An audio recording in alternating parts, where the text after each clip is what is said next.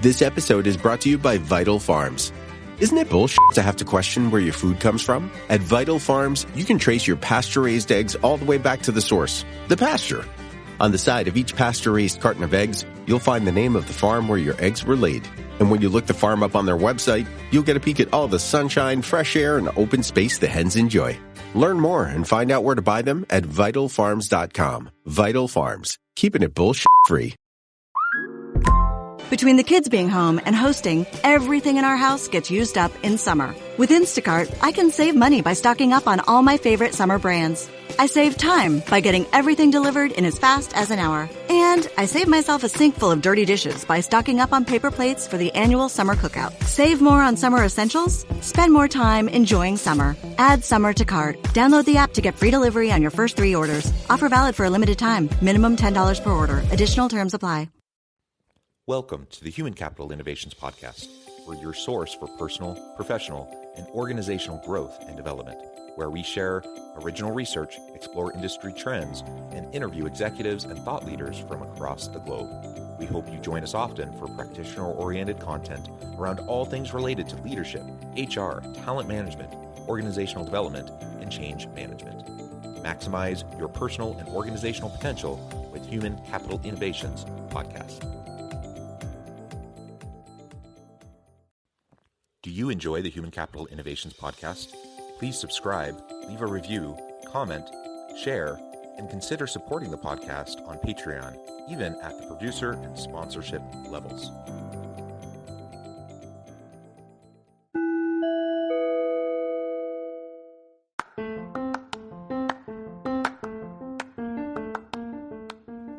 Welcome to the Human Capital Innovations Podcast.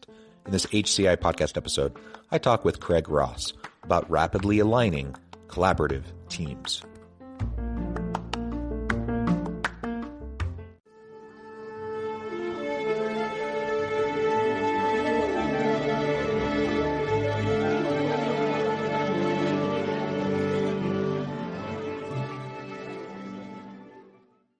Craig Ross, welcome to the Human Capital Innovations Podcast. John, it's a real pleasure being with you. Thank you. Thank you so much for joining me. I'm excited to have a conversation and pick your brain, and I appreciate you being willing to share your time and your wisdom with me, my listeners, today. We're going to be focusing on rapidly aligning collaborative teams. And I know that's the tagline of your business. That's something you spend all of your time and energy focusing on. So I'm super excited to explore this. And it really is at the heart of a lot of what we try to accomplish in the innovation space as we're trying to help teams optimize and be more effective. As we get started, I wanted to share Craig's bio with everybody. From today's most innovative mid-size organizations to esteemed global Fortune 100 companies, Craig Ross, who is the CEO of Verisk Global, is a trusted partner to leaders around the world, equipping them with the proven tools and processes to immediately increase their capabilities, create stronger work teams, and accelerate business results. His latest award-winning book, Do Big Things: The Simple Steps Teams Can Make to Mobilize Hearts and Minds and Make an Epic Impact, is grounded in 65,000 hours of research, observing, studying, and working with extraordinary teams across 29 different industries and 38 countries, and captures how these teams, whether they were newly formed, completely virtual, or had been together for years, overcame significant challenges and achieved remarkable outcomes. You are a man after my own heart. All of that is exactly the type of stuff I get so excited about, and I'm super thrilled to have the chance to chat with you. Anything else you would like to share with listeners by way of your background or personal context before we dive on into the conversation? Only that I've got an incredible life partner and 4 children, and if there's important work in my life, that's my greatest work, and very, very grateful to have a whole life and abundance in that area of my life as well. That's all I'd add. Oh, wonderful, wonderful. I love my family as well. You probably have a little bit of time on me, but I've been married for about 20 years, 6 children, and that's what makes it all worth doing, right? Everything, Absolutely. all the work that we do and the grind that we go through and the value we try to add is all ultimately for our families. So Indeed. That's fantastic. All right. Well, as we get going, perhaps you can just explain a little bit about Verisk Global. Again, like I said, the kind of the framing for this episode is actually the tagline to your company, rapidly aligning collaborative teams. So give us a little bit of background to Verisk, and then we can dive on in. You got it. I'll be brief. One of the things that I think organizations get caught up in mistakes with the best of intentions, John, is we know we need to develop leaders. We know we need to develop our culture. There's no leader anywhere that I'm aware of that's going to raise their hand and say, no, we shouldn't do that. Yet at the end of the day, how effective are organizations at doing it? And one of the primary reasons why there's such a high failure rate, in our opinion, is that it's an exercise that is separated from the thing that each leader has to do. And they've got to deliver what we call a business imperative. There's a number at the end of the day that I'm responsible for delivering, that I'm going to be held accountable. My career is at stake. All too often, culture initiatives fail because they're culture initiatives. They're not a business imperative initiative. And so one of the things that we broadcast loud and clear, I'd love to see more organizations do it, is, hey, let's first start with identifying what is the number you have to deliver. And then what's the human imperative behind that? That if we align more effectively, collaborate more effectively, trust one another more effectively, we'll deliver, and people will quickly identify that. And then we'll say, okay, here's how we do it in the flow of work so that I can hit that number at the end of the day in a way that allows me to sleep better at night, because the human beings are better humans because of it. Yeah, that's excellent. And I love the people-centric, the human-centered approach to what you just described. And but it has to connect with the business case, and you have to be able to speak the language of the rest of the executive team sitting around the table. I was reading, oftentimes we talk about in the HR field, people are saying we just need HR to get a seat at the table. And I was reading an interesting article the other day. It might have been Harvard Business Review, I can't remember, but essentially they were saying no.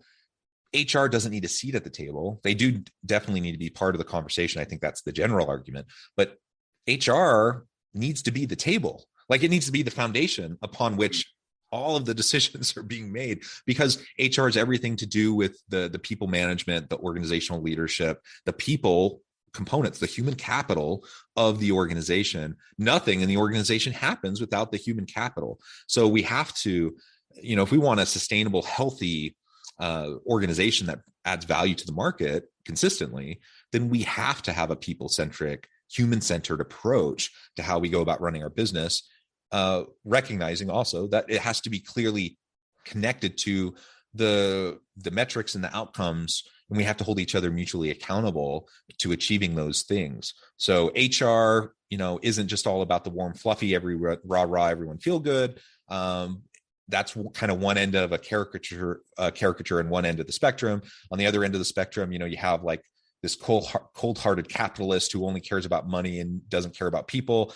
And I think in most organizations, neither is actually happening. You're somewhere in the middle. So the question is, how do we bring better, more clear alignment in our strategic practices so that we can make sure that we're maximizing the potential of our people, of our teams, of our organization, which is largely going to be built upon the human capital of the organization. Yeah.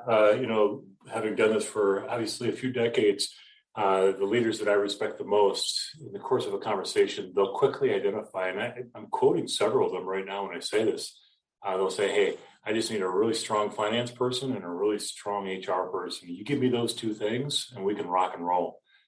So yeah, a lot of experience that would support what you just shared, John.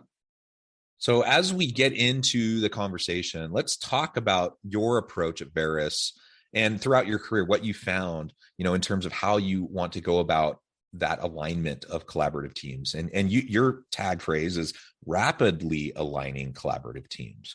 I think organizations struggle to align in the first place, let alone rapidly. So how do you go about doing that and promoting that? So it starts with beliefs, and quite frankly, these are beliefs that don't line up with everybody out there, and we expect that, know that, and so these beliefs, we believe, we're biased, right, are inherent in being able to deliver rapidly aligned collaborative teams. Number one is understanding that strategy execution is a social process.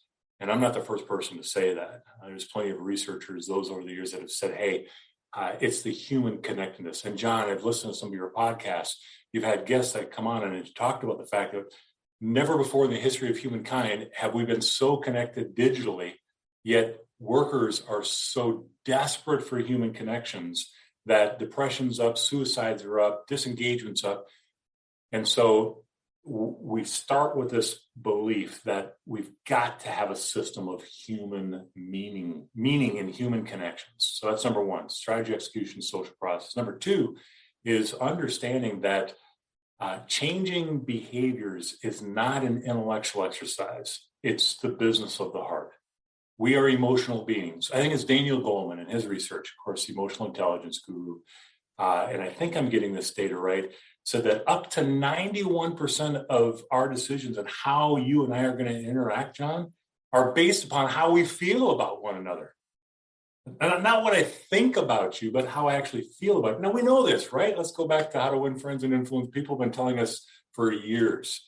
It's how people feel about one another. So what do leaders all too often do is they'll put data on a spreadsheet.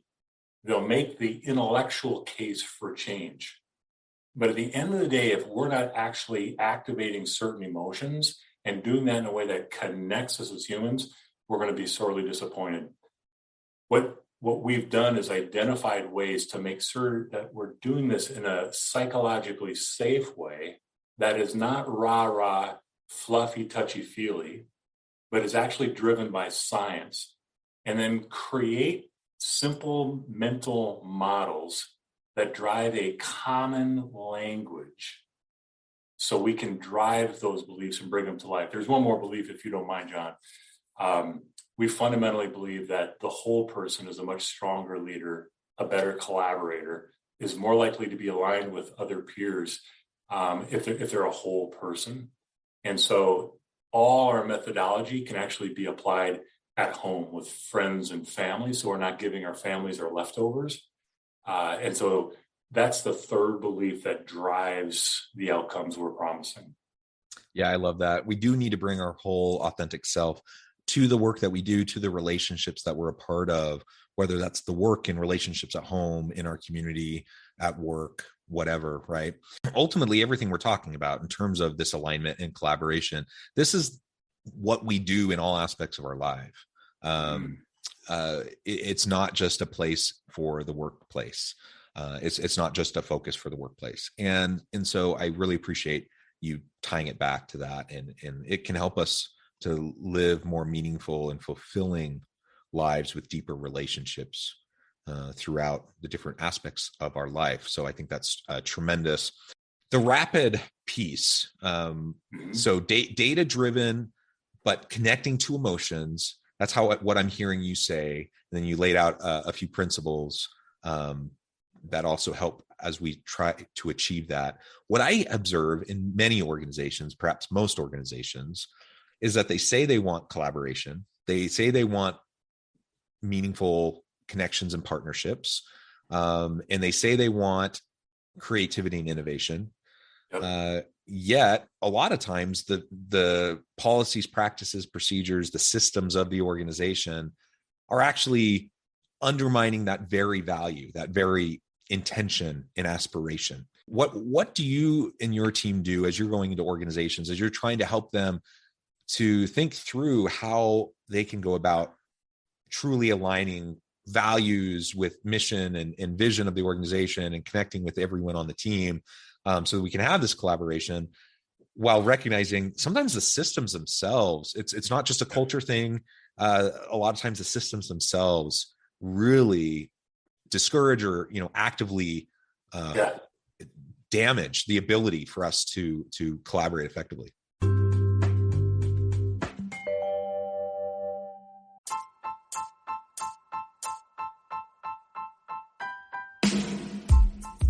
The alchemy of truly remarkable leadership. Ordinary, everyday actions that produce extraordinary results. Consider how the nature of work has shifted over the past 50 years. With increased globalization, rapid technological advancement, and the shift in economic composition, the average job of today looks very different than the average job of 50 years ago. What will the jobs and organizations of tomorrow look like? Moreover, what does this all mean for organizational leaders? What are the core competencies and capabilities of organizations and their leadership that are prepared for continued disruption and geopolitical and socioeconomic shifts? Regardless of what the future holds, increasingly, leaders need to be socially minded, data-driven, decisive, champions of talent, and disruptors of the traditional notions of leadership, teams, organizations, and work. The Alchemy of Truly Remarkable Leadership will help you to explore your own leadership competencies and capabilities and consider ways to apply and implement them into your workplace and personal life.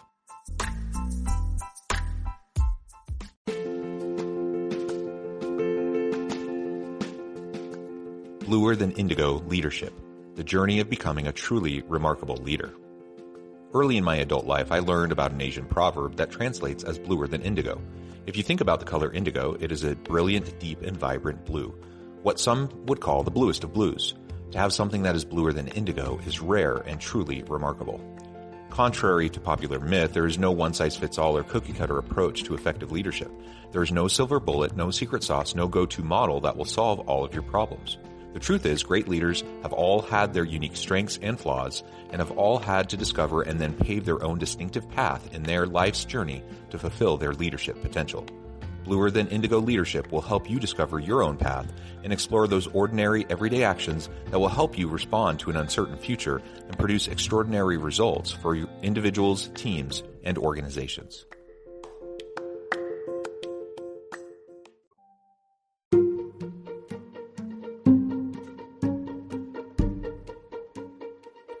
Welcome to the Human Capital Innovations Academy, courses, micro-credentials, and certificates to upskill and reskill for the future of work. All HCI Academy courses, micro-credentials, and certificates are designed, developed, and delivered by award-winning and internationally renowned scholars, educators, thought leaders, executives, and practitioners. Our courses, micro-credentials, and certificates will help you make your mark on the future of work and make an immediate impact in your organizations. Check out the HCI Academy and our many course offerings and certificates to upskill and reskill for the future of work.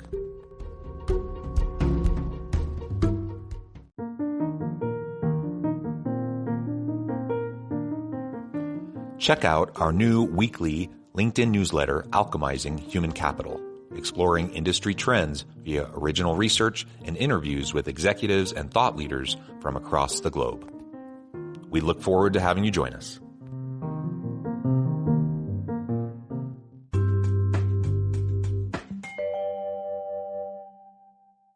I'm going to share a 4-step process that has been refined over the decades we've been doing this, and I want to give as much value as we can to your listeners. I think, John, your comment around the system we're in, it obviously influences how people behave. So what can leaders do if I've got a team of 3, a team of 5, a team of 100? We can do this with those areas where we have greatest influence. Number one is align to imperatives, and not just the number, not just the outcome, but the human imperative as well. And so these are classic, right? Most leaders are going to recognize this. What is our vision for success? What is the number we're promising? And then what's key here is what are we going to be thinking, feeling, and doing as we deliver those imperatives? So we're having conversations about that. What's happening at this moment is we're starting to create a shared reality where organizations stumble and have so much difficulty is they're coming to the table. They've got all these responsibilities, disciplines and functions and so forth, but they're not operating from a shared reality, which makes it virtually impossible to actually align to an imperative.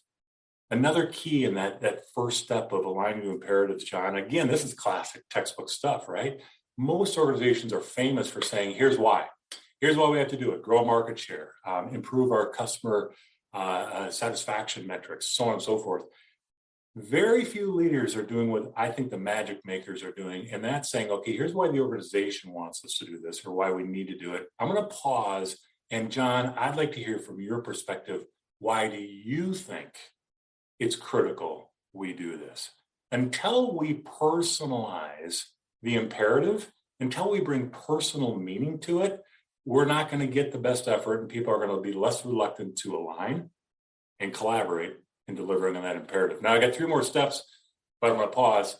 I want to be a good interviewee for you. No, that's fantastic. Yeah. So I think starting with the why, that's something that frankly, I mean, organizations do it. And you're right. A lot of times they never get past the organizational why. Frankly, a lot of organizations don't even get there. So get there. Like that's, you need to understand that, but then you're absolutely right. Like we need to take the next step. If we're talking about decision-making and generating buy-in via emotion, in addition to the metrics, in addition to the data-driven kind of decision-making, then we have to connect to people and their individual why. And the reality is it's different for everyone. So I could be working at the greatest kind of social impact organization, making a difference in the world. And I would suspect an organization like that would probably largely attract people who are driven by that mission, those values, and they would share that kind of a why. But even then, there's going to be some people that don't actually care all that much about that, but their why is something that's still meaningful to them, that you can still tap into. So I don't mean to throw any like occupation under the bus or anything, but I'm just thinking off the top of my head, like, let's say I'm like an awesome coder. I kill it with coding. Maybe I don't actually care all that much about whatever the social impact of the organization is, but I just want to do really cool code. I want to work with the best people. I want to create and innovate and do new things. Maybe that's my why. And ultimately, whatever the delivery system of the organization and the output of the organization doesn't really matter to me all that much. That's still okay. Like we can still get that great talent, bring them into the organization and help him or her connect their why to the organization's why. And then the reality is, most of us don't work for organizations, that have like this huge, societal, social kind of good kind of a mission. And so we need to figure out what our why is. We need to understand why we exist. What's the point of us being here instead of another organization? And then connect that back to your people, because you may have 1,000 employees. You may have 1,000 different individual whys. And you, as a leader, that's part of my job as a leader, is to help my team connect to the larger overarching mission, vision, purpose of the organization. You're right. So many organizations just completely miss that. They take it for granted. They just assume, someone's working for us, so clearly they must align. Or they think in the interview process, they can just kind of suss it out and then that's all they need to do. Right underneath the surface of what you just shared is really something critical. Most of the organizations today are, of course, heavily matrix. I've got multiple bosses that I need to report to. When we ask that personal why question during that first step of aligning to imperatives, we will undoubtedly discover that they actually have a bigger why somewhere else in the organization. And I want to caution and encourage the leaders that are listening right now. Lots of times people are saying, well, that's bad. Actually, it's really good news. If we discover that the deliverable we have is not as important to some other deliverables that they have in the organization, let's get that ferreted out early. Let's discover that early so we can have an honest conversation around how big a priority this deliverable is. This is how we rapidly align teams. This is a first step that's real critical. Yeah, and that creates that solid foundation. I love it. I love it. So what are the other three? Yeah, so once we identify the imperatives, what it looks like, feels like, and to drive those motivations, that fire to get there, now we can have a more honest conversation around the barriers that are in the way of us delivering on that in a rapid way. And I want to emphasize the two barriers that are under our control. Most organizations, super safe to talk about barriers that are out of our control. Takes up a lot of unneeded, the time. Number two are the barriers that are interpersonal by nature. For example, one of the organizations we work with, and actually this would apply to several, when we began working with them, there was a obvious lack of candor, the ability to tell the truth. There was a heavy emphasis on professional politeness versus professional delivery, right? The discipline. And so through this process, we discover that, hey, we can actually tell the truth faster. If we could tell the truth faster to form a shared reality, we're going to much more effectively deliver on those imperatives. So second step, have an honest conversation around the barriers that are under our control and specific to how we operate with one another. And I couldn't help but kind of chuckle to myself as you were saying that, because I'm thinking of one particular organization where they put a lot of time and energy talking about professionalism and about collegiality. And these are code words to them because nobody's going to argue that you don't want professionalism and you don't want people to be collegial and kind to each other. That obviously everyone wants that. It's code word though. It's their way of shutting down conversation and keeping people from pushing back on the status quo and challenging the hierarchy. Right. And people aren't stupid. Like they know that. And so it just shuts down innovation, and people tend to take the safe route in that environment. And that's just to the detriment of the organization. Indeed. Gary Pisano of Harvard, a lot of work on innovation, of course, has these paradoxes, and he talks about the organizations that are truly innovating. They have this psychological safety with, he uses the term brutal candor. Brutal scares quite a few folks out there who are used to this high level of professionalism and so forth. And so let's just talk about, honest candor, fill in any words you want. But those two need to go together if we're truly going to innovate. Discussing the barriers, having an honest conversation around that builds our awareness. And as again, Daniel Goleman says, you can predict someone's ability to change by measuring their awareness. So that second step is critical. Awesome. So step number 3. Step number 3 is then identify the values, the cultural norms that we're going to have to consistently model to break those barriers to deliver our imperatives. And so we, of course, experts in developing enterprise-wide collaboration. Inherent in that is, of course, transparency, trust, and so forth. Organizations at this point don't need to reinvent the wheel. And what we encourage leaders to do, like those that are listening, is it can be one of your corporate values, but most valuable is to actually ask your team members, hey, how do we need to operate together to break this barrier that we just discussed, and allow your team to actually identify it. This is what we call the human imperative. Someone's going to speak up and say, you know what, we just need to have each other's backs. You know what, we just need to be all in early with one another. Hey, someone's going to say, we just need to be one team. And then we as leaders, I don't have to create a lot of PowerPoints on this. I can simply say, hey, what does it look like for us to do that? How do we do that consistently? How will we measure our ability to do that? So step number 3, identify the cultural norm, the value, the human behavior required to break those barriers. Yeah, and that just takes a little bit of time, open conversation within an environment of psychological safety, like you said, and a willingness to push back on the status quo norms, and to just challenge and question, like, why are we doing this? We've always done this. It's set up this way. This is what the policy is. Doesn't need to be that way. There's nothing sacred about any policy, practice, or procedure in any organization. Like they were all created at some point. They can all change. And so we just need to ask ourselves, does it make sense?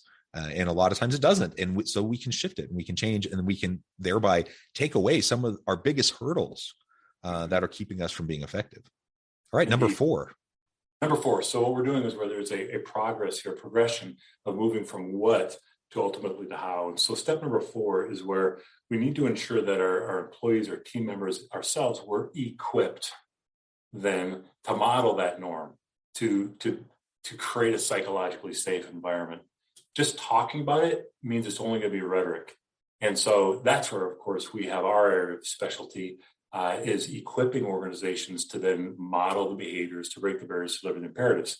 But there's a ton of tools out there. There's many frameworks. There's many methods. What's most important is that we're identifying the method, the how to deliver that cultural norm. We're practicing it.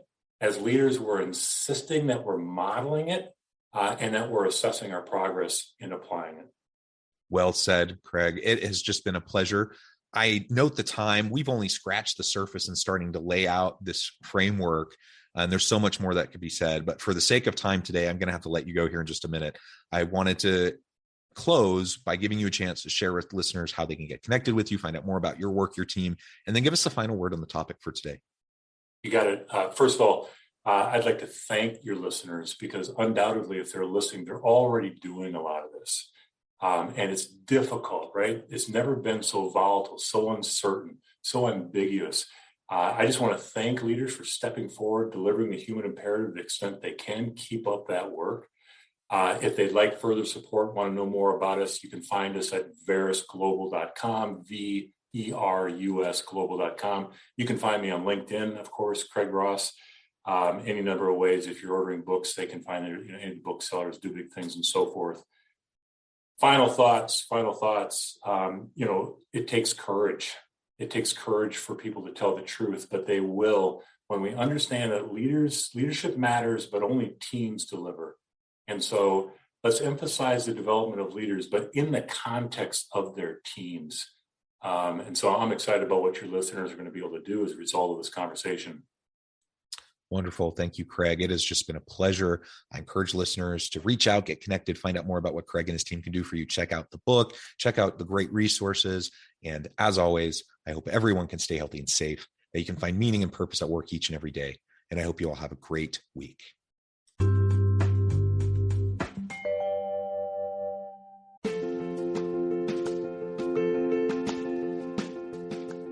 Check out my new book, The Future Leader: Creating and Transforming Next-Gen Organizations. Stemming from 2 decades of professional experience and over 600 in-depth interviews with executives, thought leaders, and scholars from across the globe, The Future Leader will help you explore the ordinary, everyday actions that will help you to prepare to lead in the future of work, to respond to an uncertain future, and to produce extraordinary results for individuals, teams, and organizations.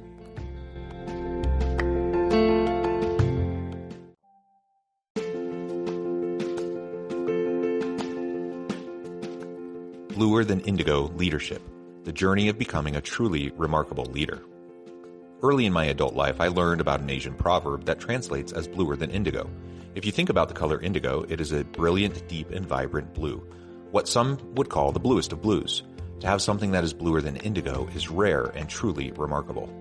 Contrary to popular myth, there is no one-size-fits-all or cookie-cutter approach to effective leadership. There is no silver bullet, no secret sauce, no go-to model that will solve all of your problems.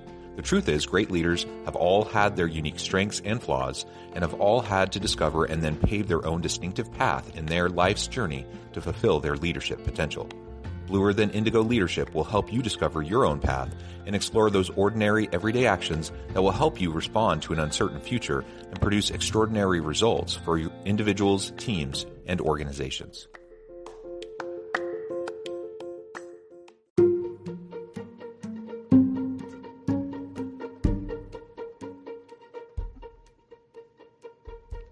Check out Human Capital Innovations magazine, Human Capital Leadership.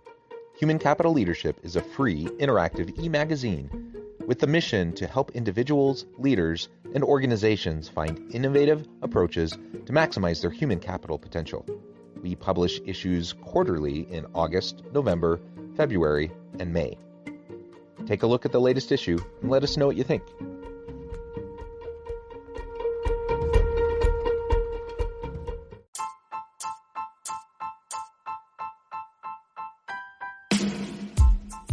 The Alchemy of Truly Remarkable Leadership: Ordinary, Everyday Actions that Produce Extraordinary Results. Consider how the nature of work has shifted over the past 50 years. With increased globalization, rapid technological advancement, and the shift in economic composition, the average job of today looks very different than the average job of 50 years ago. What will the jobs and organizations of tomorrow look like? Moreover, what does this all mean for organizational leaders? What are the core competencies and capabilities of organizations and their leadership that are prepared for continued disruption and geopolitical and socioeconomic shifts? Regardless of what the future holds, increasingly, leaders need to be socially minded, data-driven, decisive, champions of talent, and disruptors of the traditional notions of leadership, teams, organizations, and work. The Alchemy of Truly Remarkable Leadership will help you to explore your own leadership competencies and capabilities and consider ways to apply and implement them into your workplace and personal life.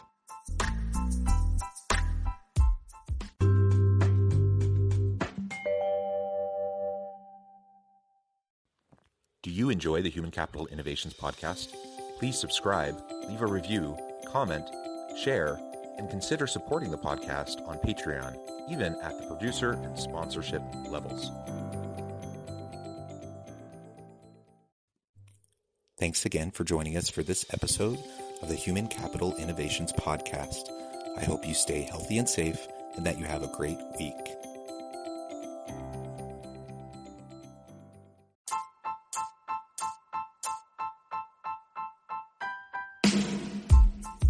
The alchemy of truly remarkable leadership. Ordinary, everyday actions that produce extraordinary results. Consider how the nature of work has shifted over the past 50 years. With increased globalization, rapid technological advancement, and the shift in economic composition, the average job of today looks very different than the average job of 50 years ago. What will the jobs and organizations of tomorrow look like?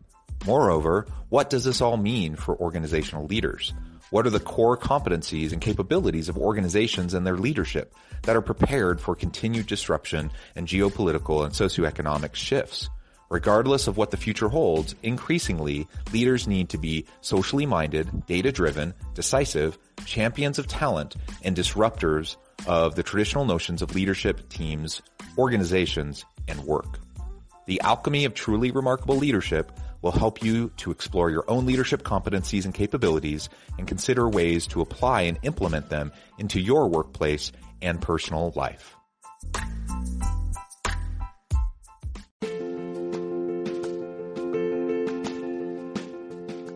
Bluer Than Indigo Leadership, the journey of becoming a truly remarkable leader. Early in my adult life, I learned about an Asian proverb that translates as bluer than indigo. If you think about the color indigo, it is a brilliant, deep, and vibrant blue, what some would call the bluest of blues. To have something that is bluer than indigo is rare and truly remarkable. Contrary to popular myth, there is no one-size-fits-all or cookie-cutter approach to effective leadership. There is no silver bullet, no secret sauce, no go-to model that will solve all of your problems. The truth is, great leaders have all had their unique strengths and flaws, and have all had to discover and then pave their own distinctive path in their life's journey to fulfill their leadership potential. Bluer Than Indigo Leadership will help you discover your own path and explore those ordinary, everyday actions that will help you respond to an uncertain future and produce extraordinary results for your individuals, teams, and organizations.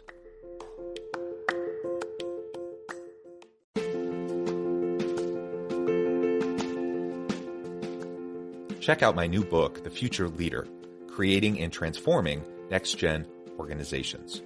Stemming from 2 decades of professional experience and over 600 in-depth interviews with executives, thought leaders, and scholars from across the globe, The Future Leader will help you explore the ordinary, everyday actions that will help you to prepare to lead in the future of work, to respond to an uncertain future, and to produce extraordinary results for individuals, teams, and organizations.